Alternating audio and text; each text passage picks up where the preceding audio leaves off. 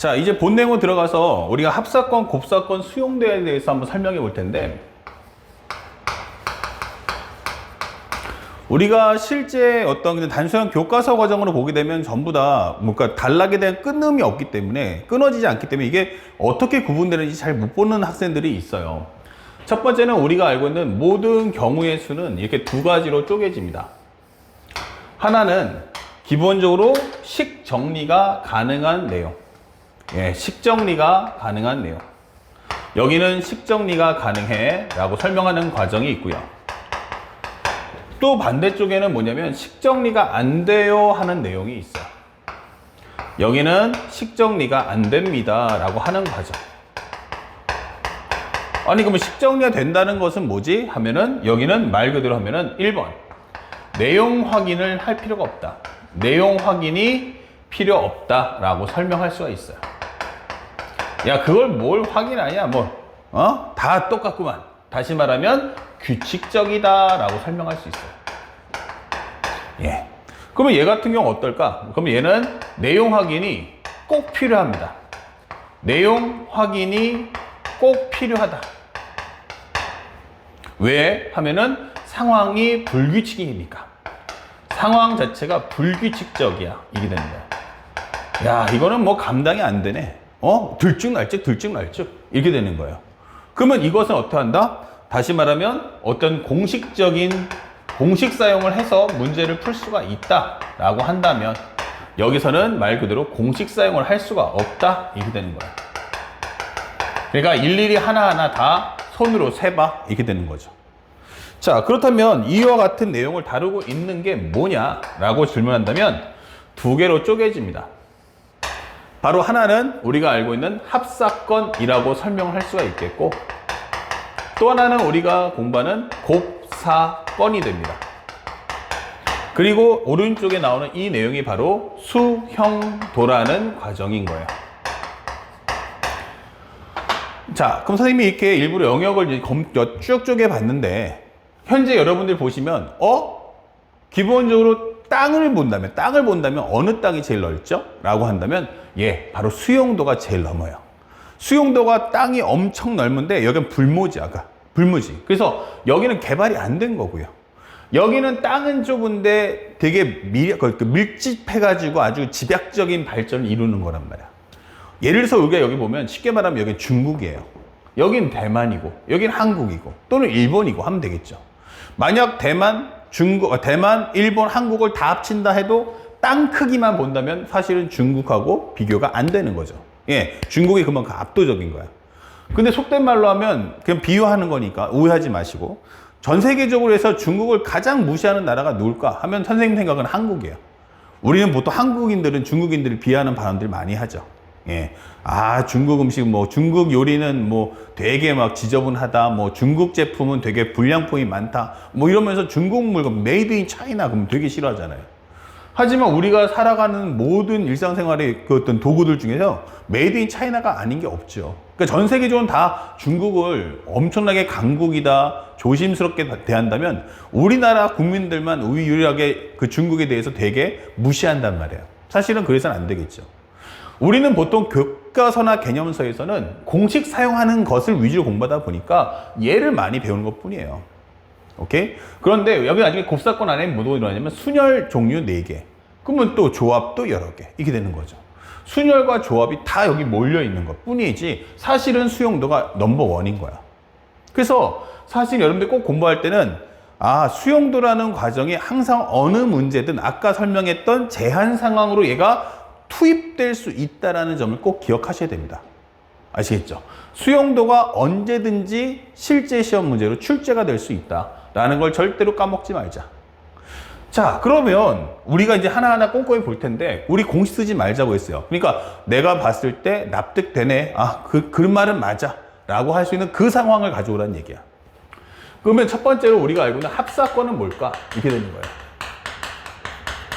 자, 지금부터 이제 질문을 할 텐데, 질문을 했을 때 그 내용이 한 가지 질문했어, 두 가지 질문했어, 이렇게 되는 거야.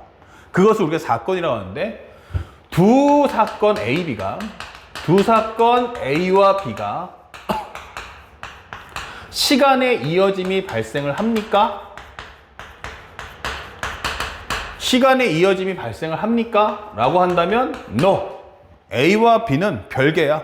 그러니까 서로 A가 끝나면 그 A의 뒤를 B가 이어붙이는 이런 과정이 아니고 A 또는 B 이게 되는 거죠.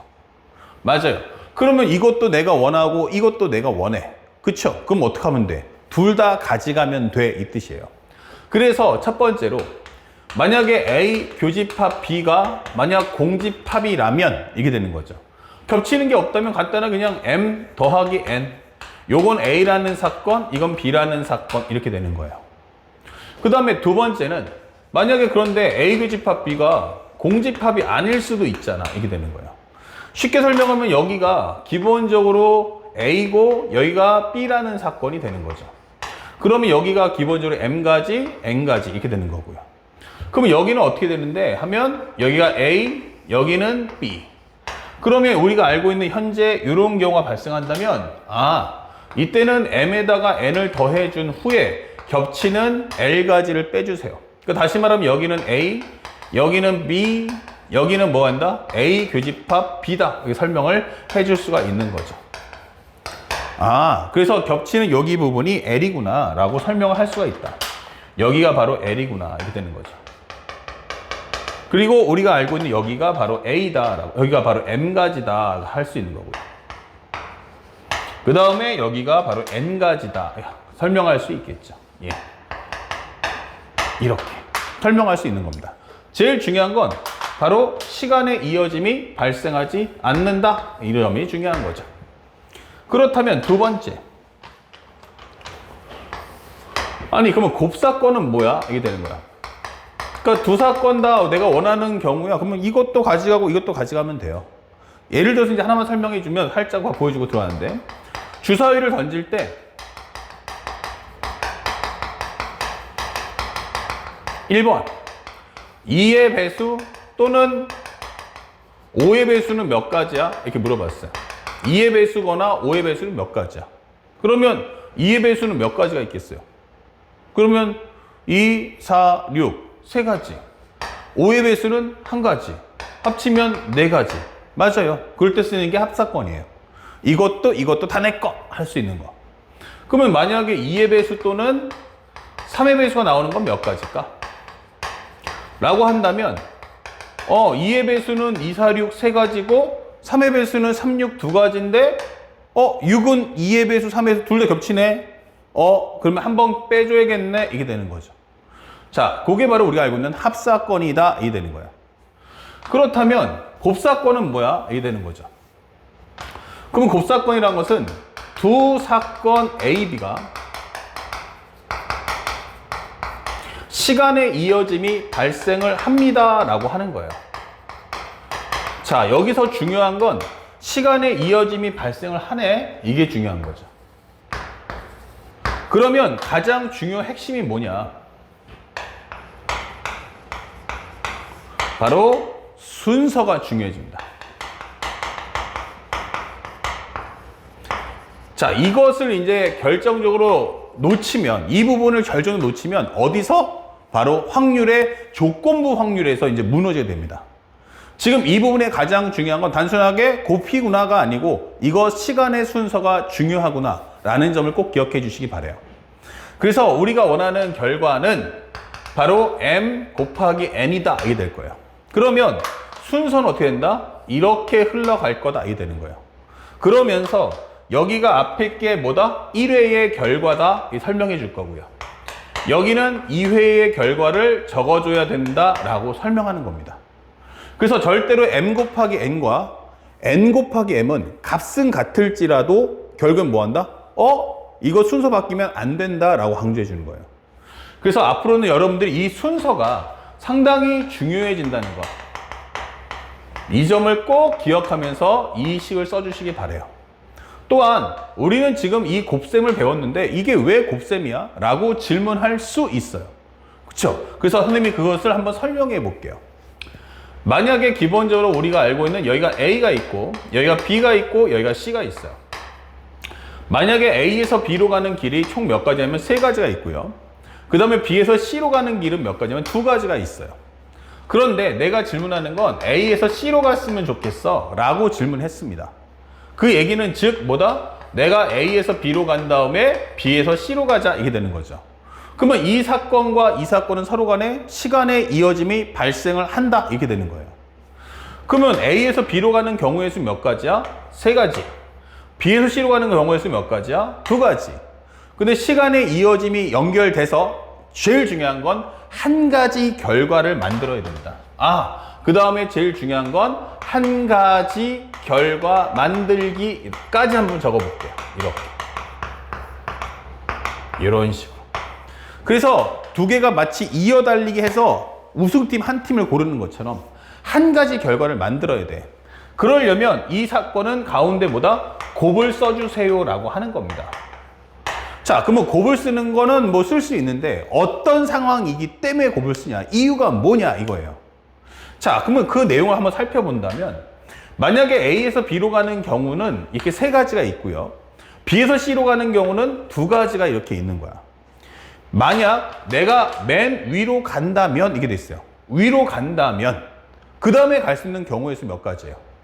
A로 가는 경우는 2가지다 이게 되는 거죠. A로 가는 경우는 내가 A로 간다면 갈 수 있는 게 2가지구나. 혹은 B로 간다면 이게 되겠죠. 가운데 길로 가도 마찬가지 몇 가지야? 2가지다 이게 되는 거예요. 아니야, 나 밑으로 갈 수도 있잖아. 맞아요. 그러면 밑으로 간다면 몇 가지다? 2가지다.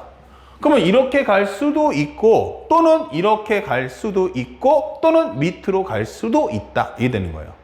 그러면 각각의 사건이 서로 이어지는 거 아니야? 동결된 거 아니야? 그러니까 서로가 A를 가면서 동시에 B로 갈 수는 없지만 이것 또는 이것 또는 이거 어디 길로 가도 상관없어. 다 허락해 줄게. 이렇게 되는 거야. 그러면 각각의 상황이 다 원하는 거니까 뭐예요? 합사건. 근데 이게 똑같이 몇 번이에요? 같은 숫자를 3번 더했네? 이게 되는 거죠. 그러면 이 가정을 뭐다? 3 곱하기 2 또는 2 곱하기 3 이게 쓸 수 있는 거죠. 그러니까 결국에는 뭐다? 같은 값이 몇 번 나온다? 똑같이 3번 나온다. 그러니까 뭘 하든 상관없어. 규칙적이야 라고 설명하는 내용이 되는 거예요. 아시겠죠? 또 2 곱하기 3, 3 곱하기 1 쓸 수 있는데 이왕이면 시간의 순서대로 해석까지 들어간다면 3 곱하기 2로 적어달라 라고 설명하는 내용이 바로 곱사건이 되는 겁니다. 아셨죠? 자, 그래서 우리가 앞으로 이 내용을 정리할 때 합사건, 곱사건 만약에 서로 둘 다 내가 원하는데 상대방이 질문이 2가지인데 얘네가 시간의 이어짐이 없어 할 때는 합사건, 얘네들이 시간의 이어짐이 있어서 두 사건이 연결돼서 한 가지의 결과를 만든다면 그때는 곱사건을 써야 한다라는 점을 절대로 잊지 않길 바랍니다. 그리고 아까도 설명했지만 내가 A로 가든 B로 가든 C로 가든 어때요? 경우에서 똑같죠? 바로 이럴 때 쓰는 게 바로 공식 사용인데 아까도 얘기했다시피 제한 상황이 들어간다면 이 공식은 무너지는 겁니다. 그래서 원리를 기억해야지 공식의 글씨를 기억해서는 안 됩니다. 글씨가 아닌 원리를 꼭 기억하면서 문제를 다가서라.